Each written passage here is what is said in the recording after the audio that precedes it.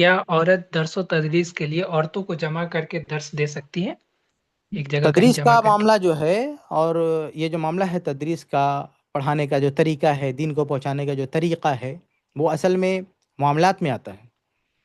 بھئی ایک چیز ہے، ایک قاعدہ ہے نا، الاصل فی العبادات الحرمہ والاصل فی العبادات الحلہ، کہ عبادات میں بائی ڈیفالٹ ساری چیزیں حرام ہیں، آپ کو وہی کرنا ہوگا جو ثابت ہے عبادات میں،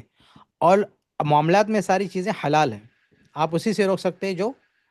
جس سے شریعت نے روکا ہو۔ تو خواتین اکٹھا ہو کے کچھ پروگرام کر رہی ہیں، کسی کو سمجھا رہی ہیں، شریعت نے اس بات سے نہیں روکا ہے، دین کو پہنچانے کا ایک طریقہ ہے، شریعت نے اس سیٹ اپ سے نہیں روکا ہے، یہ معاملات میں آتا ہے، دین کی تفہیم اور تبلیغ کا ایک طریقہ ہے، آپ اس کو نہیں روک سکتے۔ ہاں، اس پروگرام میں کوئی ایسی عورت شرکت کرے جس کے شوہر نے اجازت نہیں دی ہے، جو اپنے بال بچوں کا حق مار کے یہاں آ کے شریک ہو رہی ہے، یعنی دوسرے بہت سارے حقوق کی حق دوسرے لوگوں کے ساتھ حق تلفی کرتے ہوئے اس میں آ کے شرکت کر رہی ہے، تو اس عورت کا معاملہ غلط ہوگا۔ باقی ایک عورت فارغ ہے، اس کے شوہر نے پرمیشن دے رکھی ہے، کئی شادیاں کر رکھی ہیں، ایک عورت نے کی کئی بیوی، ایک بیوی کے ساتھ ہے، وہ بیوی خالی ہے، اس کے بعد باری نہیں ہے، تو وہ فری ہے، دعوت میں کام وقت لگا رہی ہے، کوئی مسئلہ نہیں ہے، کوئی دقت نہیں ہے۔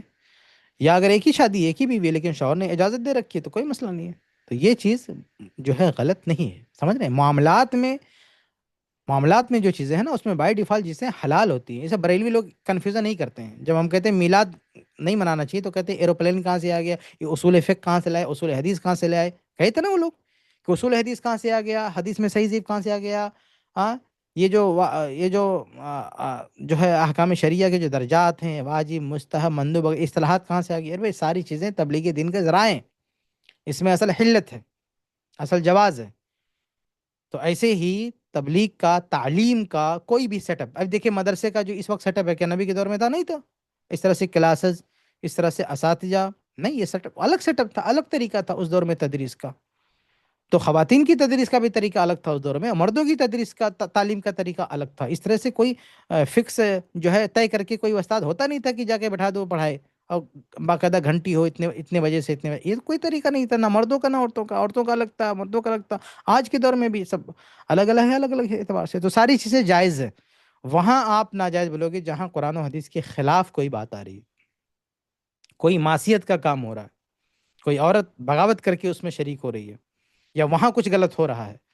تو شرعی اعتبار سے اگر کچھ منکرات پائے جاتے ہیں تو وہاں آپ روک سکتے ہو، لیکن فی نفسی اس سیٹ اپ کے خلاف آپ نہیں بول سکتے ہو۔ اس کے لیے آپ کو دلیل چاہیے، میری معلومات میں کوئی دلیل نہیں، کسی کے بعد دلیل ہو تو مجھے بتائے کہ قرآن میں روکا گیا، حدیث میں روکا گیا، کیونکہ یہ چیز فی نفس ہی تعبدی مسئلہ نہیں ہے،